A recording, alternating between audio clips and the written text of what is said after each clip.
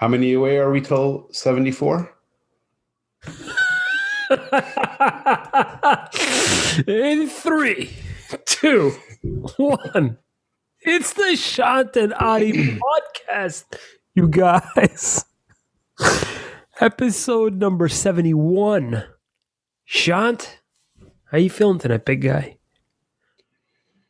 Feeling good, man. Getting a lot of shit done. Getting into some new ventures. My inner child has come out. So I want to talk to you about something I posted about today. I think you saw it. You were kind of asking me what the fuck is going on. We're going to talk about, what else are we going to talk about today? Oh, our fasting, our diets, workouts, because, we're such, in shape people. So, you agree? Oh, yeah, big time. Yeah. I want to also share with you my diets, plural, Diets. over the last, year now. Net loss has been negative 5 pounds, I would say, over the last year.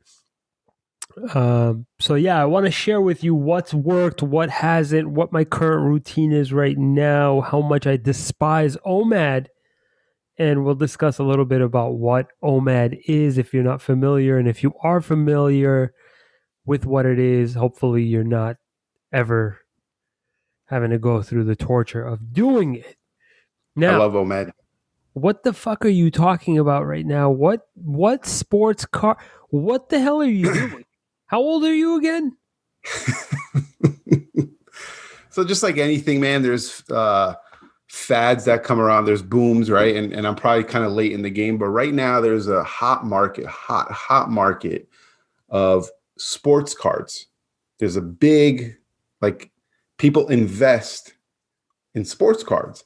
And I've heard Gary Vee talk about it, Patrick Bet-David. They keep bringing it up, keep bringing something. Let me start YouTubing some stuff. And I'm like, I have cards here. Let me go look at like the basketball cards I have from the 90s that I stole from like some kid back in the day. And so I'm looking at this YouTube stuff. I'm like, wow, that's fucking interesting. So I go to a card store, right? And I go to a card store and I'm talking to the owner, talking to a few people there buying cards. I'm trying to learn what the fuck they're talking about. And one guy's like, yeah, I have a Patrick Mahomes rookie card. Patrick Mahomes is a football player. And he's like, yeah, before the game, it was worth like $100,000. And then after they won, it bumped up to 125. Now, if they win the Super Bowl, it'll probably go up to 175. I'm like, the fuck is going on here? Why? So it's a big thing now. People are collecting sports cards. They're big and invest. It's kind of like, I'll put it to you like this. It's like artwork, right? People buy art, right? And collect and keep. But a lot of millennials, stuff like that, they don't like art. So what's the next best thing for people who like sports and stuff? It's sports cards. That's like their art. This is why we get shit on. Who the fuck is buying sports cards for that expensive, bro? $175,000? Wayne Gretzky, what? I'm sorry? Wayne Gretzky rookie card. Patrick Bet-David just sold them for like $2 million or something. I'm at a loss of words right now. Who the You didn't know this is like a thing? I knew it was a thing. Okay, 10 grand, 15 grand. Oh, you got the Michael Jordan Rookie of the Year card. No, Michael Jordan, God knows what that thing is worth. We have one. We have a signed one. I just don't know. Can I have it? It's fucked. It is fucked. I don't understand who the hell pays for this kind of shit. Like $175,000. First of all, to have that kind of money to be buying sports cards, the combination of the two is just severely fucked up. Like, you got that kind of money, and then on top of that, you got that kind of money to piss away on sports cards. What world are we living in? Well, it's a collector's thing, right? It's there. So it's kind of like they're like stocks. cards are like stocks because there's only a certain amount made, right?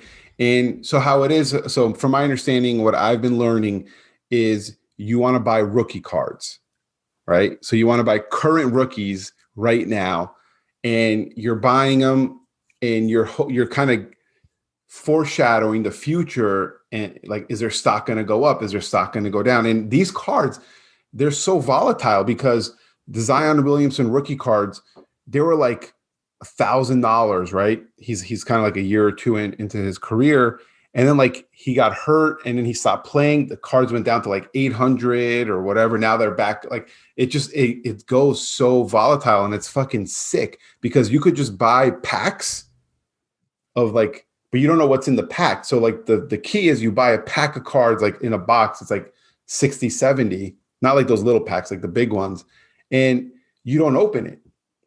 Because if you open it and then that person, the card that, like, let's say out of this rookie class, there's like 10 of them in there. And it's like Zion Williamson. You want Zion Williamson because that's worth $3,000. But if you open it and Zion Williamson's not in there, that pack is useless. But if you have that pack and you hold on to it in the wrap and everything, and in like a couple of years, if Zion Williamson cards are like so expensive, that pack is going to be like gold because people want it. But you don't like know gambling. if it's in there. Yeah, it's sick. I love this thing. I'm so addicted to this thing, bro. It's How much have you pissed away so far? so you go into a card store, bro. No, it's not that. It's not bad. You go to a card store, you feel like a kid like all the shiny card.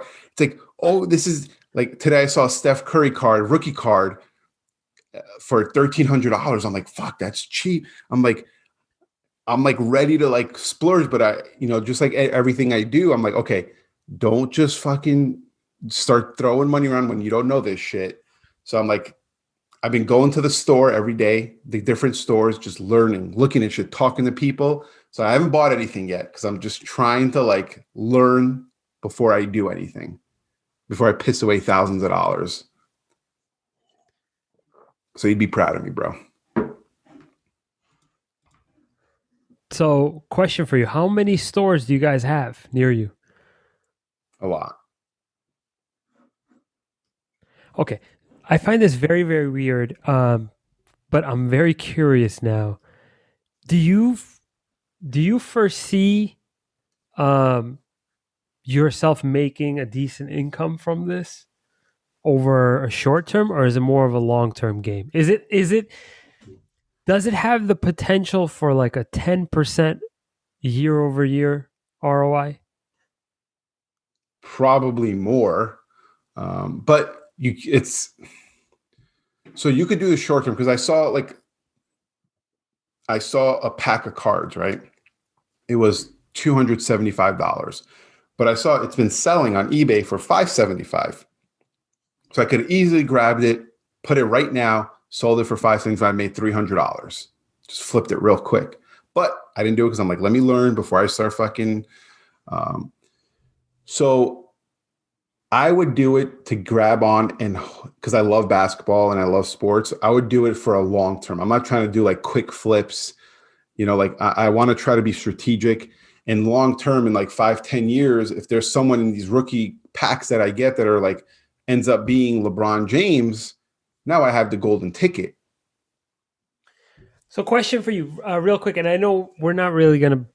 I don't want to make this whole fucking discussion about this childish bullshit that you're involved in, but if you could give one piece of advice to anybody looking to get into card trading, what would it be? Would it be to buy mystery packs like you're saying that you're doing, like don't open the pack type of purchase? Is that what like a good purchase is right now? Yeah. So I have two pieces of advice. So definitely from what I've been listening to is buy packs, hang on to them. But depends on the brand. There's so many different brands and all this stuff, right? When you're buying a single rookie card that's been graded, you're already paying like a high value for it, right?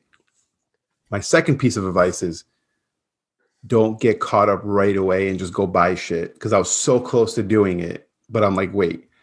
it's so tempting to go and just buy a bunch of shit because you think it seems like a good deal, but take your time, learn it, just like anything, and then start buying cards.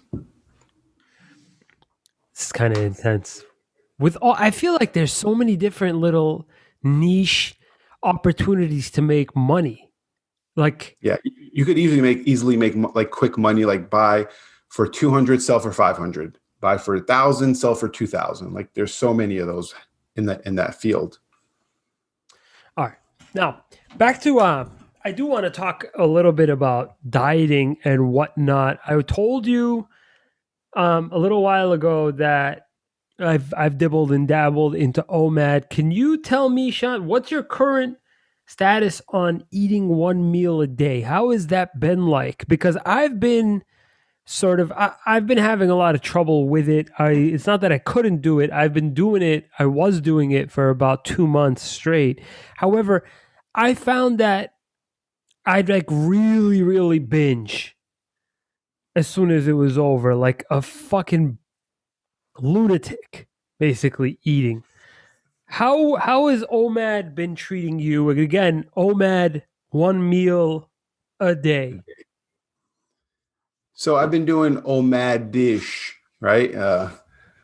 So I've been doing this for a pretty long time now. I think 5 months now. I've been doing it.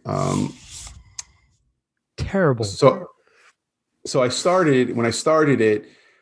So I wake up, I'll drink water with salt, pink Himalayan salt, two glasses, and this is why you feel like shit. And I'm gonna explain this to you why you feel like shit during the day. 2 glasses of Himalayan pink salt. Then I drink coffee, and then around like 12, 1 o'clock, I'll have my lunch, which is seltzer water, right? To just keep me through, sparkling water.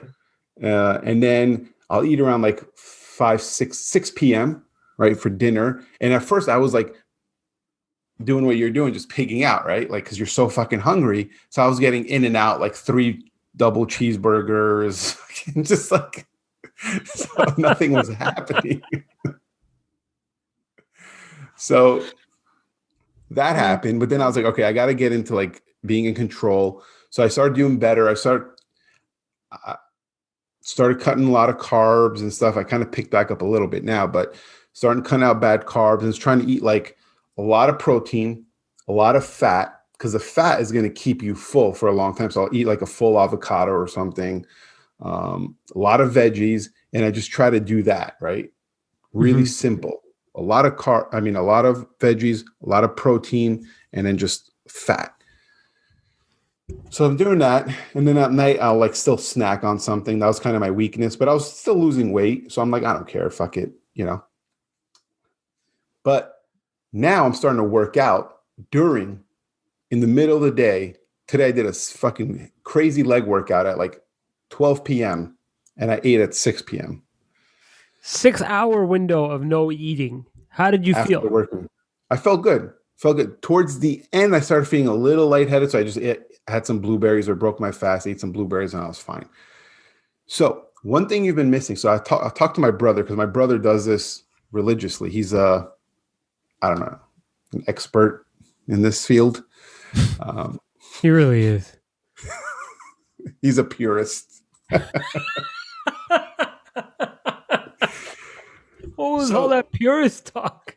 Yeah. So he told me, he's like, dude, you need potassium. Right. He's like, are you eating potassium? I'm like, no. So what I started doing is at night, I'll take all my vitamins, magnesium, which is huge, magnesium, potassium. I'm fucking loading up on potassium. With that, plus the salt water in the morning, I feel so much like I'm good. I'm not even hungry till like 6 p.m. Where do you get your potassium from? Can you explain to me your potassium source? First of all, I got a few questions, if you don't mind. Yeah. Your potassium source, what is it? It's supplement pills. Cause I was like, I'm not going to eat a fucking banana every day. You know, so I take potassium pills, like actual, like organic supplement, not like so I just take two of those. I think you have to look at the milligrams. So I looked at how many milligrams of potassium's in a banana. So I just take as fucking pills as a fucking banana, like how much a banana would be for potassium. It's very, very hard to get 100% of your daily required amount. Very difficult. So, Mhm. how much of your daily required amount would you say you were taking in from these supplements? Because this is huge. So Potassium is like key, right next to salt or basically were you doing electrolytes. salt water? I would no. I got an electrolyte bottle that I would basically drop into my water. But is there any calories in that? No, there's no Oh, calories. It's all salt. It's all salt water. that's just a different like way of okay. It's just Oh, different salt. It's just basically a different source of sodium. That's all it is. hmm. So I think so. Magnesium, I would take magnesium malate. Malate. I don't know how to pronounce it. Malate. No worries. Um, but my brother takes magnesium. Hang on, what was it? He takes a different one, but I've been taking this one for so long, and it's just really, really good. Hang on, here it is. Glycinate, glycinate, glycinate. Magnesium glycinate. Yeah. So that's what he would take. It's an electrolyte. So he would take, so you take that, potassium, salt water. I think you're fucking golden. Now, other supplements I take, you ready? This has nothing to do with fasting. I saw this on the Joe Rogan podcast where a guy talks about how he's like a doctor and this is what he takes daily. He's been doing it for like 20 years. He's gotten sick like 3 times. Zinc every day, 15 milligrams 2 times a day for preventative, 30 milligrams 2 times a day if you have COVID. Ah, makes sense. Quercetin, 500 milligrams a day if you don't have COVID, 1,000 if you have, so double it if you have COVID. Gotcha. Uh, Yeah. so quercetin. So I'm big on zinc and stuff. So I always like zinc because I heard that all this throughout this pandemic. But quercetin actually activates the zinc. So without the fucking quercetin, the zinc is One. kind of yeah. Some sources for quercetin you could take naturally is turmeric and green tea. So natural ways. Vitamin D. I take vitamin D. Vitamin C. DHEA and fish oil. Why fish oil? It's just good for your just Joints. muscle, yeah, joints, muscles, like heart. I believe, just really good. Looks I good. heard. I heard. I need something like that. I heard omega threes are key in. Yeah, that's vitamin. Yeah, fish oils, omega 3. Is it? I'm gonna, Yeah, yeah, yeah. I've I'm been gonna trying to send you eat more this. salmon too on top of it. Yeah, yeah. I So, eat salmon once a question for week. you: what do you what are you doing? What are you trying to do right now? Are you trying to lose more weight?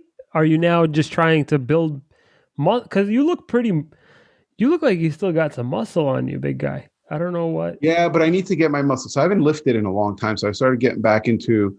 Um, I've stopped going to the gym for a long time, for past like few months. So I lost a lot of the muscle. So joined a new gym, going there now to just get my muscle, like get back to getting muscle. So I got to figure out this whole fasting, lifting, because there's this old, you got to have protein after you work out, right? Like Right. that's the old fucking, the thing we all thought we were so like fucking protein shake right after you work out. Like that's the thing. So I'm trying to figure that out. If I need it, if I don't need it, I'm going to just, and this is the thing, what I've realized, you could look up a bunch of shit that'll tell you you need to have protein or food right after you work out or before. And then there's going to be a ton of shit that will probably say you don't need it. So what I'm going to do is I'm going to try and see how my body reacts to it. That's it. Experiment. My body's going to tell me if it's good for me or not, I think. That's it. So you're saying that you work out typically around 12 o'clock. give or right? take. I mean, yeah, Why don't you just move your workout to later on in the afternoon? And yeah, like right before I eat, right? That would be ideal. right. It would 100% would make total sense. I don't think it would work Why? unless you're in full blown ketosis. I don't think it would work. Are you Why? following the keto diet? No. Okay. So I think for it to be in its optimal stage, for you to be able to really get a really, really good workout in, correct me if I'm wrong. You can ask the purist, but I think because you haven't switched to operating fully on ketones, your body is looking for carbohydrates or glycogen in order to fuel your workout. If you're operating, say, on just whatever, you're operating on carbs, fat, whatever you feed it, and you've been fasting all day, I think that you're not running efficiently. Mm, So it's going to be very, very difficult to, go that long throughout the day. You could work out in the beginning of the day, but this whole myth thing is very much unclear to me too. Like I forced myself to eat something this morning when I don't typically eat until like 2 o'clock.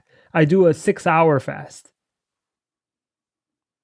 Sorry, I do a 6 hour window because I yeah, can't yeah. do OMAD anymore. I'm just, bro, it's not that I put it this way. It's not that I was feeling like shit.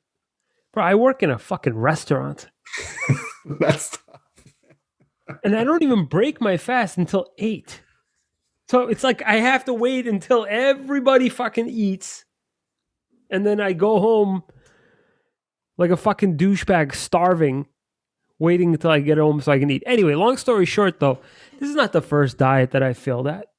It's not. but I really, really love one meal a day, the OMAD, because like, first of all, save money, right? Like, um, if you're gonna eat like shit, you're not eating like shit 3 times a day. It's one time a day, right? So like you're kind of cutting out. That's I'm just joking about that part. No, But what I no. like Let's about be it, real here for a second. It's pretty. It's a pretty.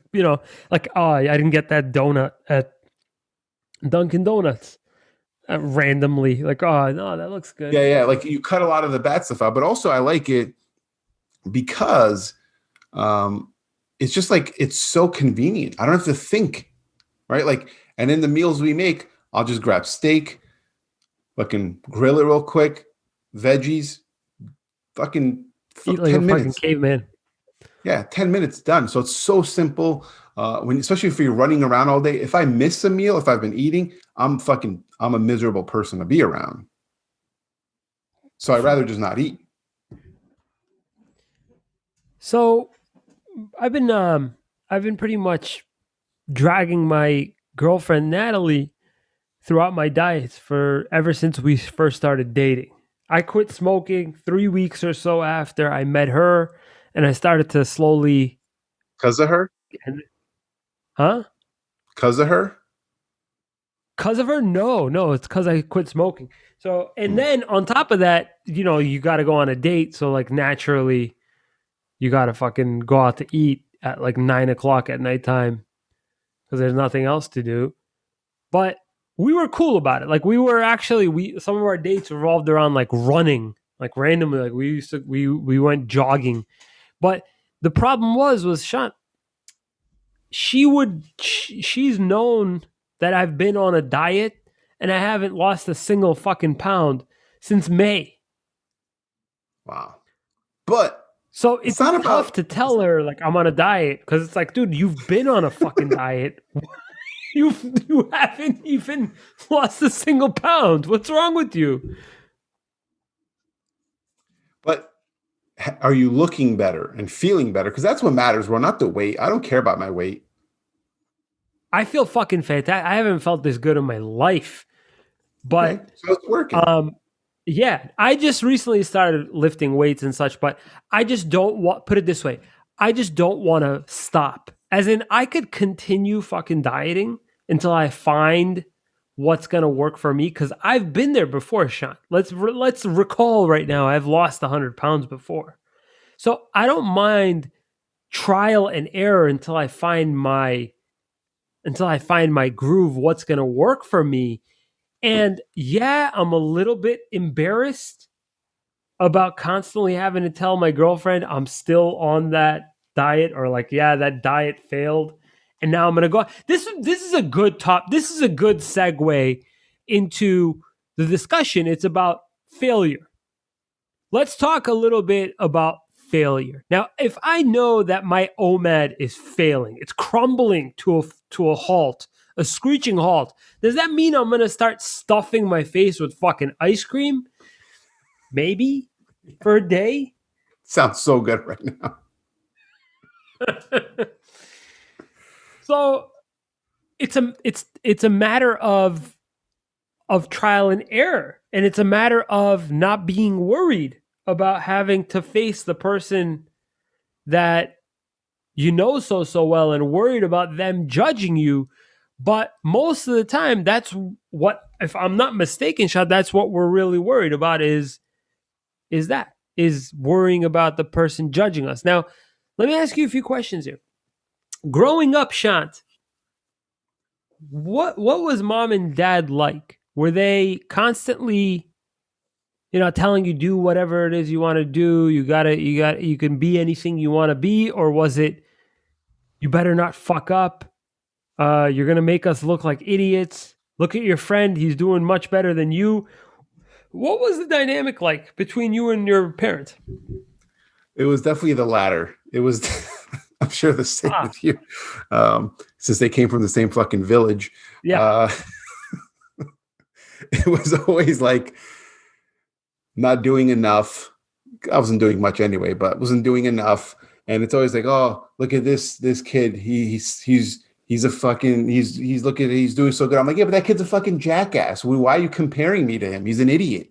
But Yeah. it's like, oh, he look at him. He got a B plus. I'm like, okay, the kid's a fucking idiot. Like, He doesn't you have want any me to be friends. like him? The kid's doing drugs. You want me to do drugs like him? Like, what the hell's going on? So to answer your question, that's the childhood, and I used to fight back so much. So let me ask you a quick question, because some people have had this childhood, but how it's carried on throughout their life has been drastically different than the other person who has also had this. So my I have to double check with my father, even though I'm not going to actually listen whether he says one thing or another. I still have to double check with him about what he thinks first. Yeah. Like, if I put it this way, the guy drives a Toyota Sienna minivan, right? And I come to him and I tell him, hey, I'm considering paying $1,000 more a month than your minivan per month on a Porsche. What are your thoughts? I'm doing it because it's almost tradition at this point that I have to get somebody else's opinion, my father's opinion, make sure that he still thinks I'm a moron, and then carry on. So some people, Shant, they never really leave that train of thought. Like, what is my dad or mom gonna think? And even worse, believe it or not, what would they think Oh, after their 100%, passing? man. 100%, dude. It's still a thing. Like when I bought my flip like a couple months ago, I told him, hey, like I had to tell him, hey, I bought this flip. He doesn't know anything about a flip, my dad. Nothing, zero. But I have to get his opinion on it, right? Like I have to, what do you think? Like It's just a bunch of fucking questions, just scratching his head, like, yeah. God I don't willing, God know. willing. Make sure the handles on the cabinets are good, dog. Okay, yeah. So question for you. So would that, just judging based off of your response, are you trying to allude to the fact that you also, when you make decisions, you also have to factor in what would my parents think? And when you're doing that, if you are doing that, does it extend past your immediate circle, do you think of any um, external circles as well? Do you think more than just what would my parents think, and who are those people to you? What do those people actually mean to you? Can you tell me that? So it used to mean a lot. Where I used to be, not that it doesn't um, matter now, but I used to always be worried and thinking about what are they going to say? My friends, my small group of friends, you guys, my parents, my brother's always been really cool with shit. And where it kind of stopped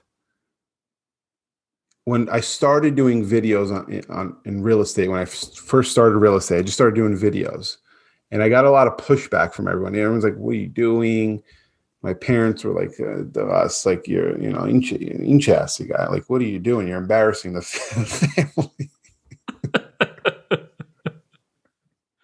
I'm just like, the fuck. And I just stuck through, and I was like, "Oh, no, I'm going to do it. I just feel like it's the right thing to do." And it ended up working for me. I've gotten a lot of business because of it. And now everyone's like, "Oh, wow, it was a great idea. It's cool. How come you're not doing? You haven't done videos in a while? Why aren't you doing video?" And I'm just like, after seeing that, where I'm like, you know what? It really doesn't matter what anyone else thinks, because no one knows what's really going on. No one knows the back end. Like, what you have your restaurant, no one knows the back end of the shit you have to deal with but you. So if you go ask someone for their opinion, they don't know the actual things you're going through unless you go talk to another business owner who runs a restaurant. So I stopped trying to justify what I wanted to do by trying to seek other people's opinions, instead of just saying I would I I taught. So in the book Think and Grow Rich that I've been reading, you have to have a group of your mastermind group, right? I call them like my consigliere group, right? Where I have these people who are, you know, maybe not done the stuff that I'm doing, but they're in business. They've been around a long time. They're doing things now or have done in a while. So I go to them for kind of like, hey, this is what I want to do. This is what's going on. What what am I missing? That's what I ask. I don't ask like, hey, what do you think? I ask, what am I missing and what am I not seeing? So when I was making these big moves recently, I'll go to you, I'll go to my mentor, Scott, and I had a big decision recently to make. And I just said, hey, what am I missing here? Like, what areas am I missing? Instead of going to my parents, going to my friends, hey, I want to do this. What do you guys think? And they're all just going to be like, oh, that's stupid or great idea. So I don't know if I answered your question, but that's kind of where the space I'm at right now. But it took a So, long time question. to get here. No, no, no. You definitely answered the question, but you answered the question more only on one side. It's the doing part of the work where the people that you're least embarrassed, the people that you would be least embarrassed to face are the most important people to you, as in you wouldn't mind failing and having to face me, because we would both know, okay, you learn, and what's the next step here? Like, we almost come to accept it as just a normal part of the process. As far as the actual, who do I fear or who do I not want to face, who is that for you, if there is that for you? Because I definitely have it for me. I have a lot. So it used to be a big list, but now it's Which probably is that? just Betty. It's You probably just Betty. fear What? having to face Betty? Not fear, but I don't want to disappoint her Why? What makes you because I feel. think Mhm. What makes you think it would be a failure or a lesson, would be disappointing her as opposed to just just neutral, just her just completely understanding what happened. It probably would be that, but it's this story in our heads, right? That I just create where I'm like, not that she's gonna fucking leave me or anything like that. It's just more like, wow, like I don't want her to like see me failing, even though it's happened so many times. We've been together for 10 fucking years. It's happened. Micro failures. Yeah. Yeah. So it's not a big deal, but it's the only one that kind of things me. Why I how and I told you why I stopped fearing the decisions is because I have literally just all I do now is just write down my goals, read all day, listen to shit all day for the past so like not reading every day, but like listening to shit for so long for the past few years where literally all these major people talk about is you got to stop caring about what other people say. So I've literally just brainwashed myself to not caring about what people are going to think of what I'm doing. Mm-hmm. But you said you have a big list of people you get kind of thing about. Tell me who's the list, why is your list so big?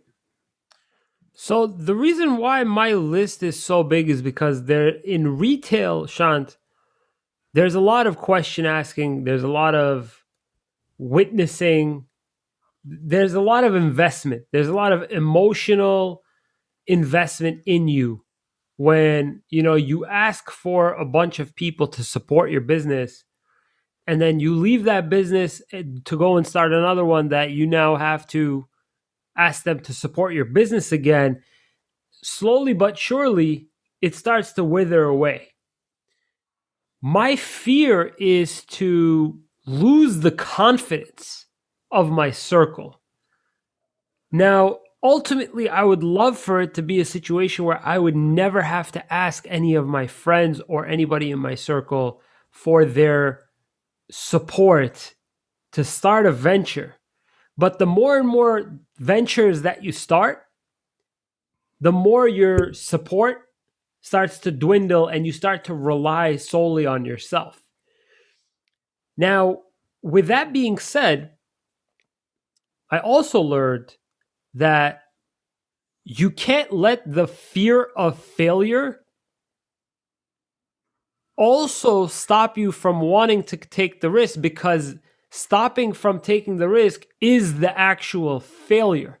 Now, I one of the biggest fears for me up until recently was um I wanted to I wanted to go one direction or another. I wanted to go full blown in the restaurant or full blown in my consulting company. And a lot of people take it as sort of like a failure that you started in one company, but you're leaving that now and you're just dedicating it's not an actual failure, but it's an appropriation of. So the perception in the case that a story we would build is you had the restaurant, you slowed down a little bit to start this new venture, and everyone's like, why are you wasting your time with this when you have the restaurant? You gave it your all. And then people like, now that you are leaving that to go back to the restaurant, the people like, see, I we told you, we knew this was going to happen. Why would you? And now people think you wasted your time for the past how many years in BAC, but they don't know on the back end how much things have created for you by doing that. Right. Huge. Right, but there's only a surface people on the surface viewing sort of what you ask them to view, right? And So you feel like the fact that you gave up BAC to go back to the restaurant, the people who've been supporting you on BAC now lose confidence in you because you gave that up. right. And when we say give that up, it's one aspect of the business. It's not the complete business, but you're right. Yes. Yeah. What I originally set out to do 5 years ago, I gave up that aspect of the business for for me, uh much more beneficial terms. Now, Now the actual fear lies in me not being able to turn and ask for support. And this is a story, very much a story, like you said, that we constantly create. But more so, it's feeling like we can't ask for the help more and more. As in, Shant, man, like you say you set out originally for the first time, I'm setting out to start this venture. It's real estate. I feel weird. I feel embarrassed to ask people for referrals. I feel weird or embarrassed to post this video. There's always some level of I feel weird or I feel embarrassed at any stage of what you're doing for any of us. But what I've learned is that the more and more that you get deeper and deeper into experience with different businesses, and the more and more you fail Mhm. or you don't fail, you drive yourself into a little cocoon. So what in essence what I'm trying to talk about right now is really determining what is it that you're actually worried about. And I think that for me, it's not being able to ask for support. That's interesting. And I was writing this down while you were talking about that because it just hit me because you are around everyone you grew up like you've been in Boston for most of your life, and that's your sphere, that's your like your pipeline of people to support you in business. Not that there's the only people that support you, obviously a lot of strangers, but you depend on that, right? Like this is your people, right? I don't have that. I moved to Arizona. I don't have people. So it doesn't affect me because I'm not in it day to day with you go to church, you go to the events, you go to seeing people that you just see them out all the time. I don't see anyone. I don't depend on anyone here. So I think that's the kind of difference why you kind of feel that. And mine is a little bit different. Mine is just more just my thing is with Betty plus. So it's a deep, now that you bring it up, it's a deep rooted thing with me as far as like I have always been looked at as like a little like failure. That's what I perceive that everyone looks at me as.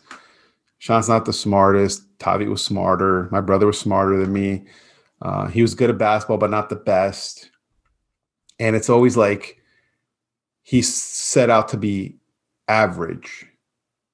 So like my thing is like I have this thing in my head where I have to do really, really fucking good to prove everyone wrong, that I don't know who the fuck it is anymore, but I just feel like there's people who had that image of me. So when I do fail or do something that doesn't work out, I'm like, fuck, see, they're right. Do you think that the fear of failure drives you to success? Yeah, no, what drives me to success I want to like taste it. I want to fucking see what it feels like. So to me, it's not the failure because it's weird, man. Like I'm in this space right now and it could change, right? Like a couple of years ago, it's different. Like I do have stuff and I don't want to lose it, right? Because like I've built a little bit something and I'm like, fuck, if I fail, like if this flip that I have going fails, I could lose a lot of money. And I'm like, fuck. But I don't think of it that way because I'm like, I'll just make like I could figure out a way to make it again. So the fear doesn't drive me as much as anymore. It's more of the what I want to get to has been driving me. I know it's a little bit different than the episode topic, but it's the fear of losing doesn't bother me because I think I'm not in every day. Like you're around the people every day. I'm not.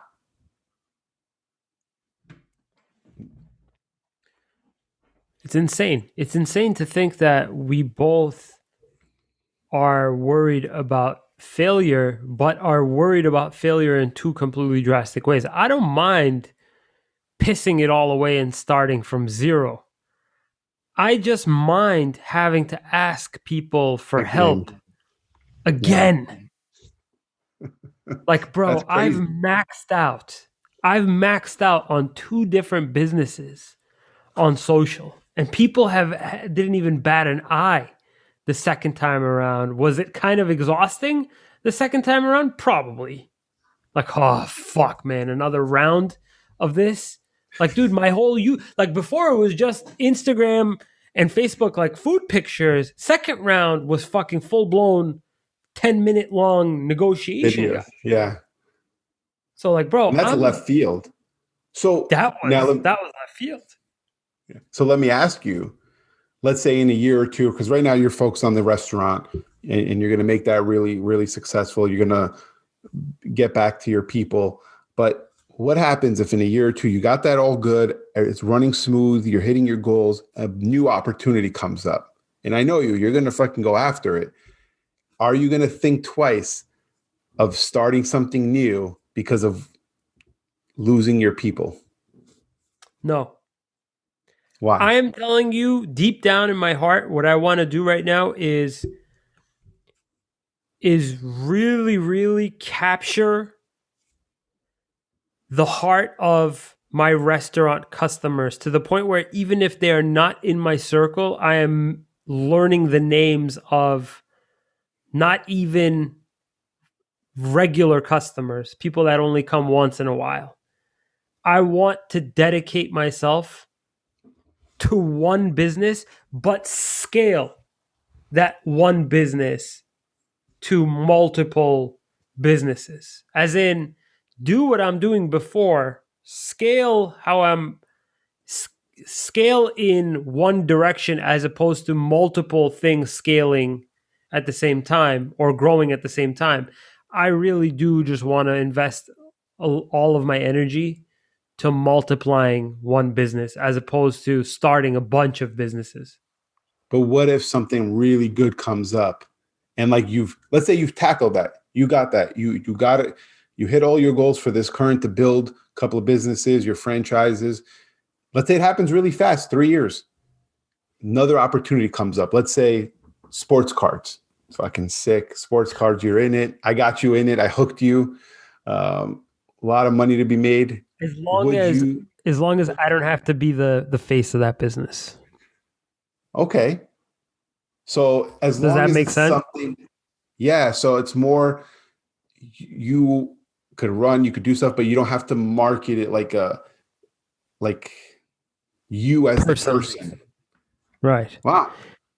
So that opportunity that I'm currently talking about right now doesn't require. See, this is the beauty of what you are sort of doing is that it doesn't require external support. It requires internal support, as in your partner or your spouse. It requires that sort of willingness to emotionally and financially support your endeavors. It doesn't require marketing support from your circle. So that's the beauty of that type of Yeah. venture. I haven't been lucky enough to take on those types of ventures yet. However, I have been lucky enough to take on ventures that have required external support that did get external support. So I'm very much looking forward now to exploring ventures that don't require any fucking external support because it is like you have to thank and I'm sorry for having to ask you for You have to be, support. and also you have to be a politician, man. Like when you're out and about, you have to be like super cool, Right. fucking kissing babies, shaking hands. Like Right. If I it's a go to lot a of Baran energy. test, I'm talking to people the whole night. I'm doing like I'm making a tour, you know? like I go to you're take a like piss and I'm talking to the guy next to the this stuff. when you get at my wedding, like when you get married, the bride and groom have to go to each table and thank everyone. You're just going around at the bottom to each table, just hey. I Let can me know see. about the Chevy tomorrow. I'll run the lease. Thank you. Thank you for sharing on that Facebook post. Anyway, so you're right. You're 100%. I my fear is the lack of support. I no longer want to be like when I'm thinking about opening a new restaurant, I'm thinking about like the open house. Who should I be telling for the open house? Yeah. Like, bro, don't worry about it. Just send a mass text. Everyone will show up. But will they? But will they actually show up? Is what I'm thinking. Like, do I have to hound them down and say, like, you're gonna come, right? So I just don't. It's not that I don't want to because I'm too proud. I don't want to because I feel bad asking for support. Is that a bad reason to be worried about failure? I mean, someone would probably say yes, and they'd say, "Hey, if the product you're trying to push is good, then you're doing them a favor."